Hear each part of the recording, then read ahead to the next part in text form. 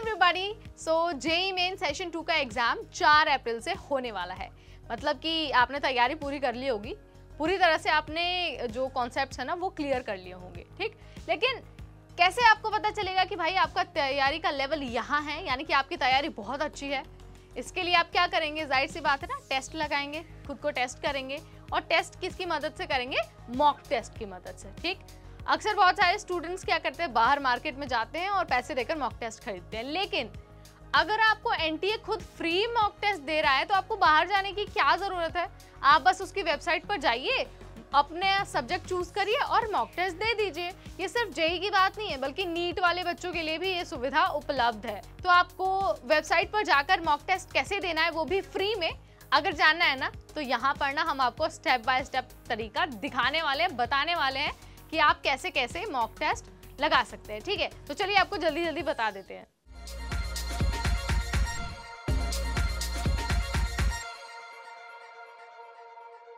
तो अगर आपको जेईई मेन का मॉक टेस्ट लगाना है ना, तो सबसे पहले आपको जो एनटीए की ऑफिशियल वेबसाइट पर जाना होगा, यानी कि nta.ac.in/quiz, क्योंकि हम मॉक टेस्ट लगा रहे हैं।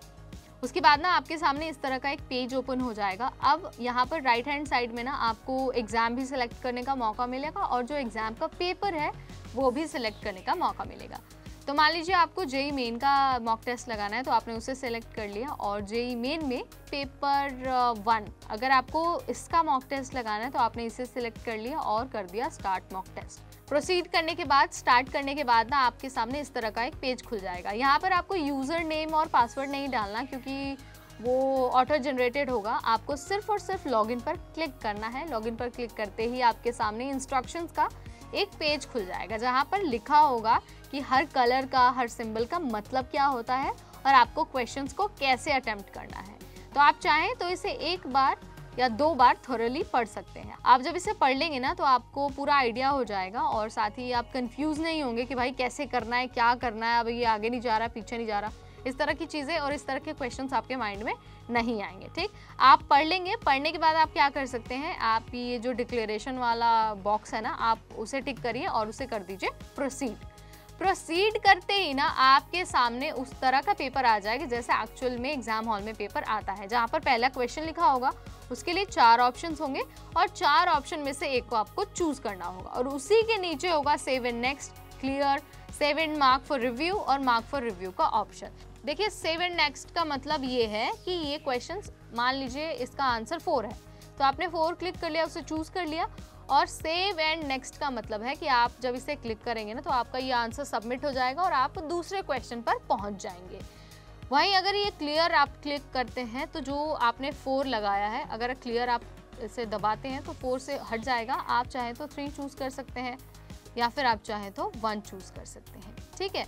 ये है क्लियर का मतलब। उसके बाद save and mark for review, आप इसे भी क्लिक कर सकते हैं, यानी कि आपका जो आंसर है वो तो सेव हो जाएगा, लेकिन एक मार्क भी रह जाएगा कि भाई आपको इसमें डाउट है, आप दोबारा आके इसे रिव्यू कर सकते हैं। फॉर एग्जाम्पल, जब हमने ये ऑप्शन नंबर 1 चूज किया तो हमने क्लिक कर दिया save and mark for review. जब हमने ऐसा क्लिक किया ना तो आप देखेंगे कि आपके राइट हैंड साइड में क्वेश्चन नंबर 1 के सामने ये ब्लू सर्कल में एक छोटा सा ग्रीन सर्कल दिखाई दे रहा है। इसका मतलब है कि आपने इसे आंसर तो कर दिया है, लेकिन आपको डाउट है, आप दोबारा चाहें तो इसे रिव्यू करके इस पर चेंज कर सकते हैं। उसके बाद जब हम 3rd क्वेश्चन पर पहुंच जाते हैं ना, उसके बाद आप चूज करिए, आपको लगता है कि भाई 1 ऑप्शन फॉर श्योर सही है, तो आप 1 क्लिक करिए, सेव एंड नेक्स्ट कर दीजिए। उसके बाद आप 4थे क्वेश्चन पर पहुंच जाएंगे। ऐसे कर करके ना आप सारे सवाल कर सकते हैं। और इसका ट्रैक कैसा है, यानी कि कौन सा सवाल आपने किया है, कौन सा रिव्यू के लिए छोड़ा है, कौन सा वाला सवाल आपने छोड़ दिया है, अगर आप इसका ट्रैक रखना चाहते हैं ना तो ये राइट हैंड साइड पे आपके क्वेश्चंस के सामने सब कुछ लिखा होगा, ठीक है। मान लीजिए ये 4था सवाल है, मुझे इसका आंसर नहीं पता और मैं कोई टिक नहीं करना चाहती, कोई ऑप्शन सेलेक्ट नहीं करना चाहती, मैं सीधा नेक्स्ट कर दूंगी। उसके बाद ये ऑरेंज वाला जो है कलर दिखाएगा ना, ये बताएगा कि आपने इसमें कुछ भी चूज नहीं किया है, कोई ऑप्शन सेलेक्ट नहीं किया है, ठीक है।